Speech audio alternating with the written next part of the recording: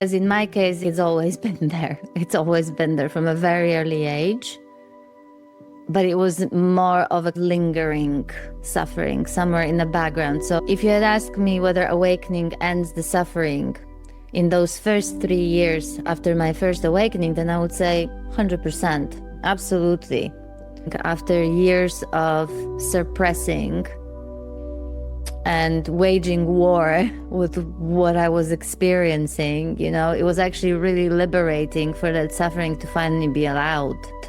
Everything that I've seen before as like dark and don't go there, everything that I was afraid of, everything I didn't want to look at, all of it was not only illuminated now, but it was fully embraced by this like unconditional love. Like that existential terror was like a knot that was in the solar plexus, and I could literally feel that knot dissolve. Suffering ended when that went. Hi everyone. Before I start, I just want to say thank you so much to everyone who has recently joined the channel. It's been really nice to see so many new people joining me in conversations, and to also see kind of more engagement in the comments and hearing what resonates with you, especially when it comes to the kinds of topics that I explore with my guests. And so thank you for that. It really means a lot, and it really helps the channel. I keep on forgetting how much those little things like pressing the like button or subscribing or commenting, it actually really genuinely helps to make the channel more findable and visible to more people who might be interested in what I'm exploring here together with my guests. So it really means a lot, and I really appreciate it. Please continue to do that. If you enjoy the channel and enjoy the conversations, it's much appreciated. The other thing I wanted to say is that I really would like this content to be as supportive as possible to people at different points in the journey. There's many similarities and patterns.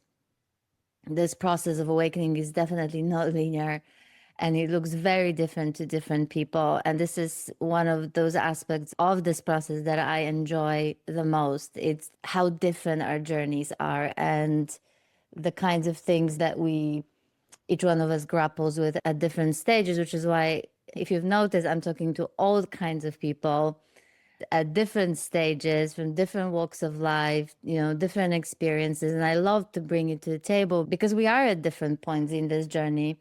And so different conversations are needed at different stages. So if there are specific topics that you'd like to see explored on this channel, or even better, if you have specific questions, then please leave them in the comments or email them to me. Thank you for the questions that I have already received and suggestions, including guest suggestions. Those are also very welcome.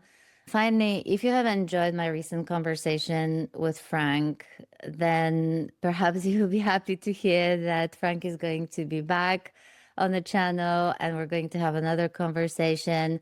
But this time we would also love to hear from you. And so if you have questions that you'd like us to explore when Frank is back, then you can either leave them in the comments or you can email them to me, and I'm going to leave the links below. The best email to send them to is humanizingawakening, just as one word, at gmail.com. And I will collect those questions and I will bring it to the table when Frank and I will sit to the conversation again. That conversation should happen in November, so there's plenty of time to contact me with your questions and suggestions of topics that you'd like us to talk about. So today I wanted to explore the kind of question that creates quite a bit of confusion, and it comes up a lot in my conversations with people about this process of awakening, and whether it's during my work, my one-on-one work, or elsewhere, this question about whether awakening ends suffering or not. And I completely appreciate the confusion around this topic, because if you hear certain people say, yes, absolutely, awakening doesn't the suffering, and then you hear other people say, no, it doesn't, it's nonsense, then it's only understandable that there will be questions about it arising and maybe quite a bit of confusion. So if you have been listening to any conversations on my channel, then you know that I actually really love to explore questions way more than coming up with any kind of specific answer. I'm not saying that's always the case. Sometimes a specific answer does come up, but it's never an ultimate answer. That's for sure. I really love to explore questions, sort of pause on them a little bit, and to even understand what is it that we're asking about. Because with that question, does awakening end suffering or not? The question is both yes and no, because it depends. And it depends on what we mean by awakening, and it depends on what we mean by suffering. Because if you've been exploring this subject for a while and you've been listening to different people and watching videos and reading books about it, then you'll know by now that different people mean very different things when they talk about awakening. And so for some people, Kensho or the first awakening is going to be the awakening, right? Especially if someone doesn't have much of frame of reference, like I didn't have it. So I didn't know anything about, different stages of awakening, different kinds of shifts, different kinds of insight. I had absolutely no idea. So for many people, the first awakening is going to be the awakening. For other people, it's going to be the experience of emptiness or the unity consciousness, the end of separation. For some people, it's going to be the no self experience. For other people, it will be the nothingness. It's like really rather bleak experience of realizing there's nothing and nothing matters. What's the point? There's nothing to this reality or whatever. My point is to just show that different people have very different view of awakening, and most people will talk about awakening basically from what that looks like to them in a moment. And then there will be people that will be talking about awakening from what's learned about it. And then there will be people that will be talking about it from direct experience, depending on where they're at. The same goes to suffering, because if you ask me, it's actually quite interesting, because suffering, to me at least, is such an intimate experience. And it's actually, at least for me, it would have been very difficult to actually explain what that's like, what that felt like all my life, you know? Because in my case, it's always been there. It's always been there from a very early age. But it was more of a lingering suffering somewhere in the background. So even when things were going well in my life, even when I felt okay, there was this lingering sense of suffering somewhere. And sometimes there were times when it would become very obvious and it would be very intense. But for the most part, it was more of a lingering feeling, which I wouldn't have been able to convey, to be honest. So as you can see, it's kind of difficult, at least for me, to tell you exactly what it meant for me to suffer. It is equally impossible almost to describe what it means not to suffer anymore, other than knowing that kind of suffering that was always there is no longer there now. This is why the answer to this question, whether awakening ends suffering or not, is really going to depend on where we're at in this process, in this journey, where we're at in life, aside of awakening process. And it will depend on what we mean by suffering. I want to actually demonstrate it on more specific examples just from my own experience, because quite literally, this is the only thing I can talk about with any degree of authority. I feel like for me, the frame of reference is actually quite useful. The awakening at the level of the mind, awakening at the level of the heart, and awakening at the level of the gut. Because I like this frame of reference because it's very simple. And if you've been listening to this channel for a while, then you know that I'm a lover of simplicity. It really demonstrates different levels of suffering and different felt sense of suffering as well. So, for example, first awakening was to me an awakening of the mind, right? It was a really powerful insight into the nature of thought and seeing for the very first time in a way it was just so profound how basically thoughts were creating my reality and seeing into the transient nature of thought, seeing into the ephemeral nature of thought. So, in other words, seeing that thoughts have absolutely no solidity. So, I went from treating my thoughts, first of all, not realizing that how much I was thinking and how much my thinking was creating my reality, how I perceived anything around me, people, situations, but including myself, to all of a sudden seeing how none of it was solid, thoughts were not facts, and they were ever changing. I always say, and I will probably always say that that first awakening was incredibly powerful.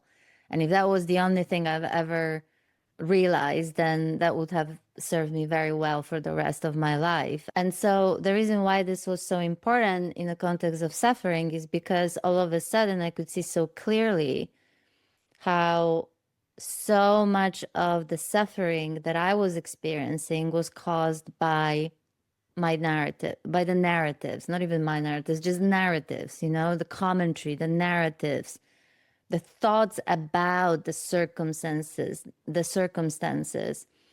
So all of a sudden, so this happened at a time in my life which was quite challenging, like on a personal front.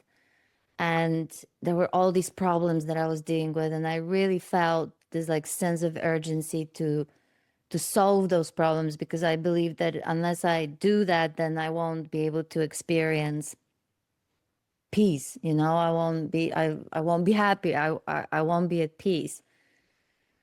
And then within a split second, that reality looked very different. Like problems no longer looked like problems, and the urgency to solve anything was gone. And this had nothing to do with denial, by the way. I mean, the issues were still obviously there, and those didn't go away, but the way everything was perceived was now completely different. And so if we use that simple frame of reference, which is the awakening of the mind, heart, and gut, that would have been the awakening of the mind. The sense of liberation that I experienced after that first awakening was just incredible. There was such lightness of being, and it lasted for a very, very long time. And it allowed me to deal with very concrete problems and issues in my personal life in a much easier way, as well, and with much more clarity, because it's not that I didn't have any thoughts or anything. It's just that I wasn't really invested in what I thought as much. And so I was more present to what was actually going on. And so that lasted for a very, very long time. And then gradually, after about 3 years, this has changed. And I was plunged back into suffering on a level that I'd never knew before. It was really shocking because I couldn't understand why this was happening. I didn't have any frame of reference. I didn't know anything about the process of awakening. I didn't know anything about stages. I just knew that I went from this lightness of being and the joy of being alive and this kind of incredible sense of freedom and peace that was just always there, no matter what, to this incredible suffering. And I obviously, it's only in retrospect that I know that I was constantly waging war with what was happening. All I could think of was how this is even possible. This should not be happening, giving this profound insight into the nature of thought and into the nature of reality. I couldn't understand how this was even possible. And this lasted on and off for many years. If you had asked me whether awakening ends the suffering in those first 3 years after my first awakening, then I would say 100%. Absolutely.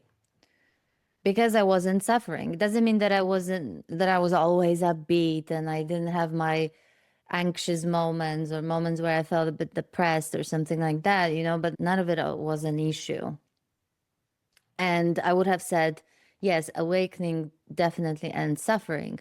But then if you ask me the same question 3 years later and over the next few years, I would have said, no, it does not.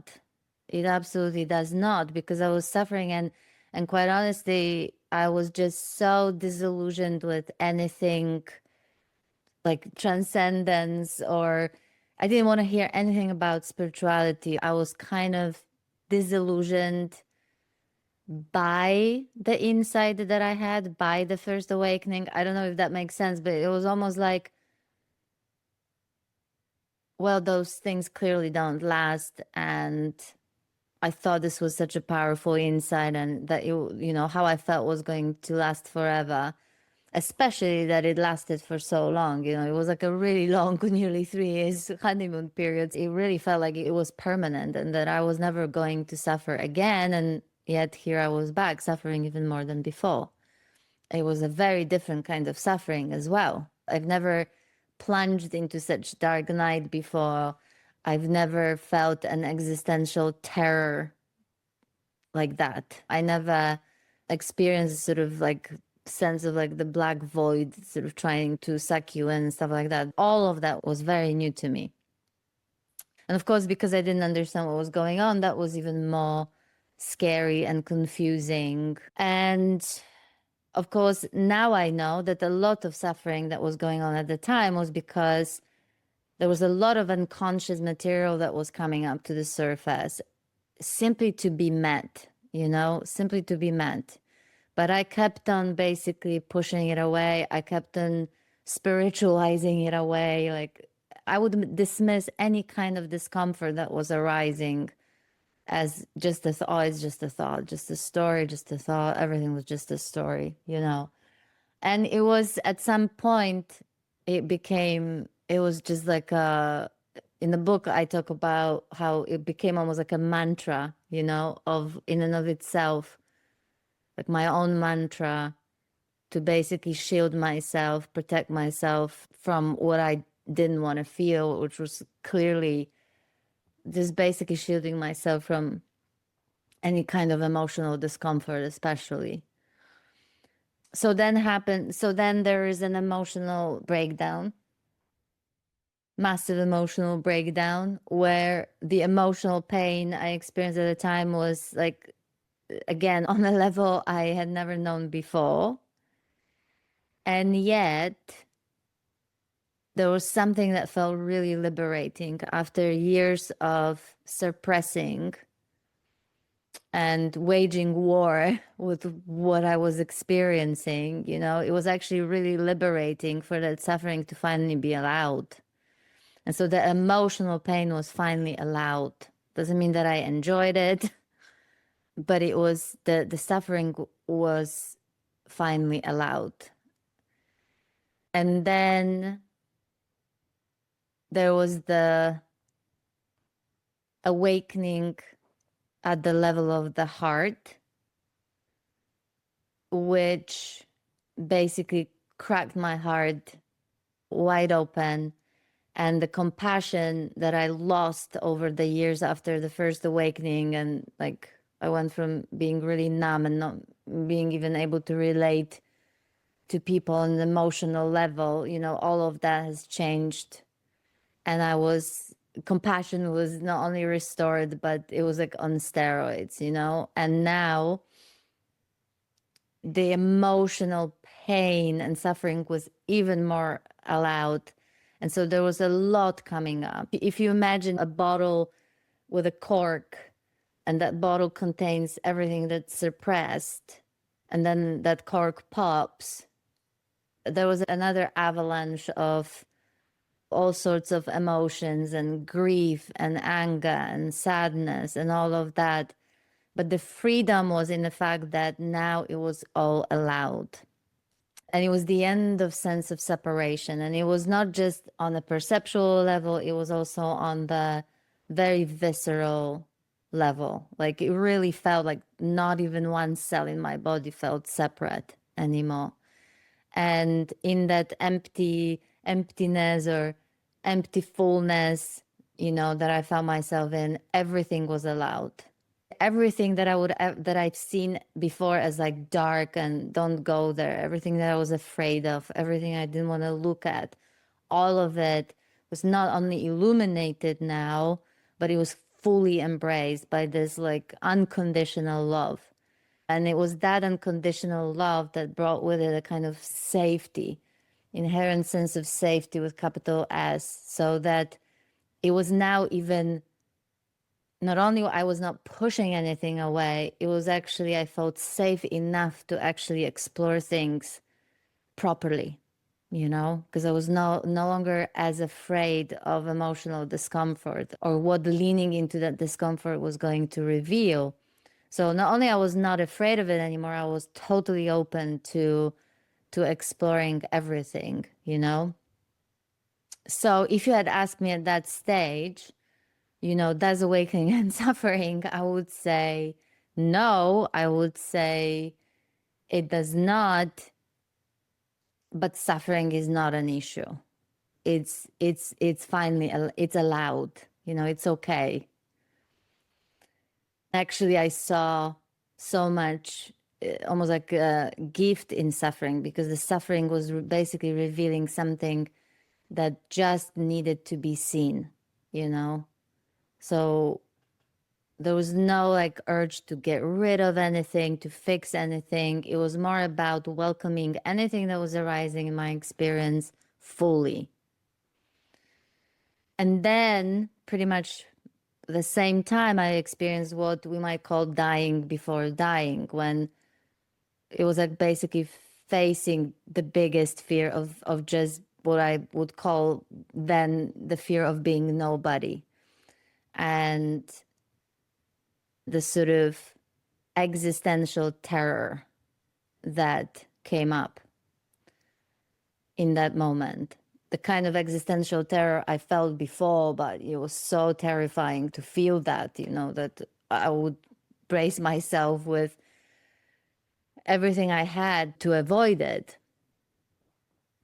And so when facing that existential fear, this existential terror was terrifying, which is why when it happened, it really felt like I died. It was a very visceral experience because the sort of knot, like that existential terror was like a knot that was in the solar plexus. And I could literally feel that knot dissolve the moment that fear was faced. So, in the context of suffering, with the opening of the heart, with the awakening of the heart, which some people will refer to as like unity consciousness or the end of separation, the suffering that was caused by suppressing emotional pain was gone. But that doesn't mean that suffering ended, because there was a lot of emotional pain. Then, with the awakening at the level of the gut and the dissolution of the knot and facing the fear of non existence, the kind of suffering that comes from this sense of separation and this sort of existential terror or existential angst, that kind of suffering was gone, but it doesn't mean the suffering was gone, you know. So then it gets actually more tricky to talk about it, because at some point, the suffering, whether it was the suffering was there or not, was kind of irrelevant, because there was such openness to whatever was arising in my experience. So if you had asked me at the time, was I still suffering? I would have said not the way I used to, but above all, the suffering wasn't an issue anymore. It almost became irrelevant, whether the suffering was there or not, because everything that was arising in my experience was basically fully allowed, you know? There was just very little resistance left. Normally, my body would brace immediately when something was coming up that was really uncomfortable. So there's hardly anything of it left. The journey continued. And then there was the experience of what I call the nothingness and the end of seeing myself as the doer. And this whole idea of me and my life collapsed. In the meantime, there was a lot of Kundalini energy that was constantly wiping things out of my system as well. So there came a point where I would have said there was no suffering anymore. But there was a sense of dissatisfaction. There was a lingering sense of dissatisfaction. And it's really tricky to talk about it because it was so subtle. I actually didn't even know that was there because there was such openness to anything that it felt like there was no resistance anymore, But there was a lot of restlessness in my experience, in my body. And now I know that this was creating this kind of sense of dissatisfaction. And I could only see that sense of dissatisfaction and that restlessness and what it was about later on as I looked in retrospect. Because while there was total openness to whatever was arising in my experience, any discomfort, any suffering, to the point that suffering became irrelevant, there was still this looking for some kind of an endpoint. It was like saying, I'm totally open to whatever emotional pain comes up. I'm totally open to the discomfort genuinely. But if there was an option not to experience any of those things, then I'd take it, So I was still unknowingly looking at some kind of an endpoint where I would not have to feel certain things. This is why it's so tricky to talk about it. And this is why it's so tricky to spot it even while we're in it. I could only see it in retrospect. And so that the restlessness, basically, and that kind of tiniest sense of dissatisfaction was just basically coming from, still wanting a different kind of reality to the one that was right in front of me, a better one, a nicer one, where I won't have to feel certain things. And so the suffering ended when that went. When that restlessness came to an end and there was just seeing what is, and the sort of war with what is came to an end completely. And it's that which ended the suffering in my experience. Now, for some people, the end of suffering means the end of negative emotions, the end of no more feeling anything that we consider, painful, uncomfortable, whatever. So that's not the case here. The way emotions are experienced now is very different, but there's still grief arising and sadness and sometimes a lot of anger. But it's really more experienced as sort of, it's like almost like a body's having an experience. It's just releasing something as opposed to me having an experience or me having an emotion, and there's not even thinking about this stuff in terms of emotions or in terms of comfortable, uncomfortable, painful, not painful. There's just what is.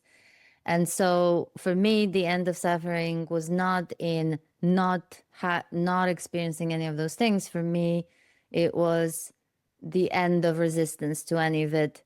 That's what it looked like in my experience. So I hope that I managed to portray through those examples why the answer to this question is both yes and no, because it depends where we're at in this journey. It depends what we mean by awakening, and it depends what we mean by suffering. So thank you so much for watching. And if this resonated with you, please remember to like the video, to subscribe, and thank you so much for your support. Take care. Bye.